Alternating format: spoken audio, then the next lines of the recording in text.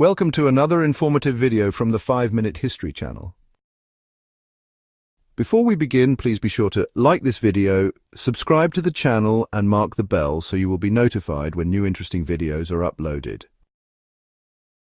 Today we bring you part 2 of the Panama Canal story, the American takeover and the path to control.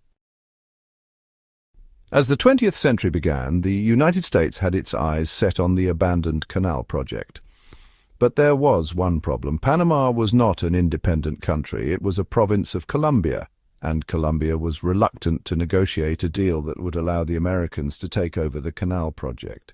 The U.S. had initially offered $10 million, which was a lot of money in 1903, and an annual payment for the rights, but Colombia refused, seeing the canal as too valuable a national asset to surrender easily. In 1903, when the Colombian government rejected the terms of a treaty with the United States, President Theodore Roosevelt took matters into his own hands.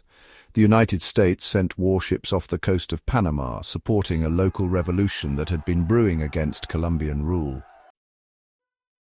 With United States gunboats on the horizon and the implied threat of military intervention, the Colombian forces stationed in Panama quickly surrendered. The revolution was over before it truly began, lasting only a few days. And just like that, the Republic of Panama was born. Roosevelt later famously said, "I took the isthmus, started the canal, and then left Congress not to debate the canal, but to debate me." Just days later, the new Panamanian government signed a treaty granting the United States the rights to build and control the Canal Zone in perpetuity. The terms were overwhelmingly favorable to the United States, sparking resentment among Panamanians who felt their sovereignty had been compromised from the very beginning. Unlike the French attempt, the United States introduced widespread medical reforms, drained swamps and eradicated mosquitoes, thanks largely to the work of Dr. William Gorgas.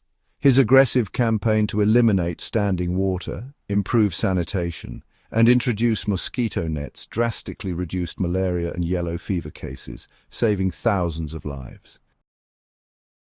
The engineering vision was different too. Rather than a sea-level canal, the Americans designed a system of locks that would raise and lower ships over the rugged terrain.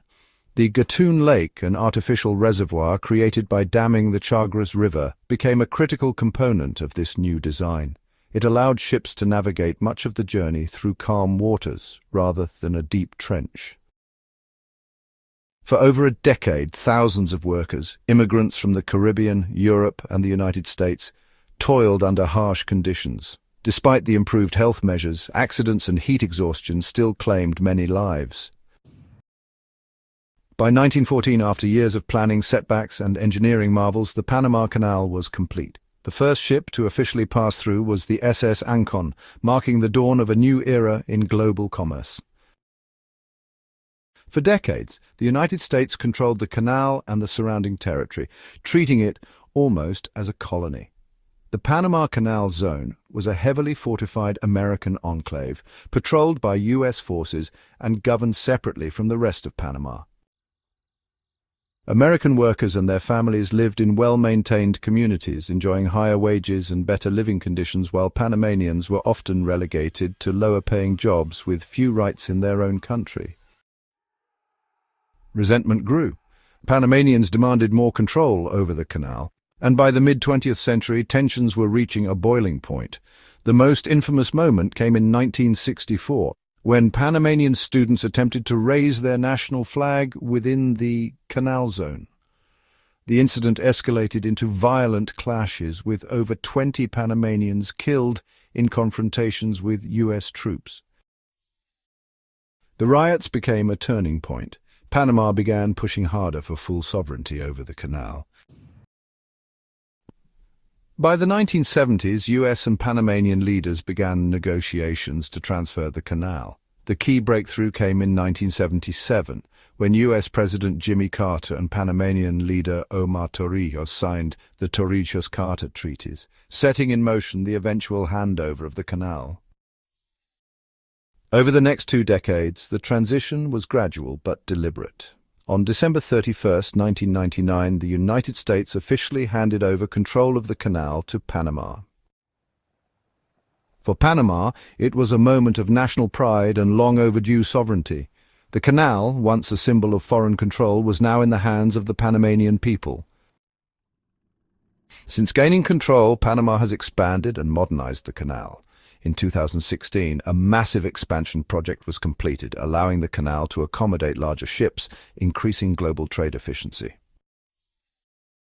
But the United States has never truly let go of its interest in the canal. Even after handing over control, it remains a crucial geopolitical asset.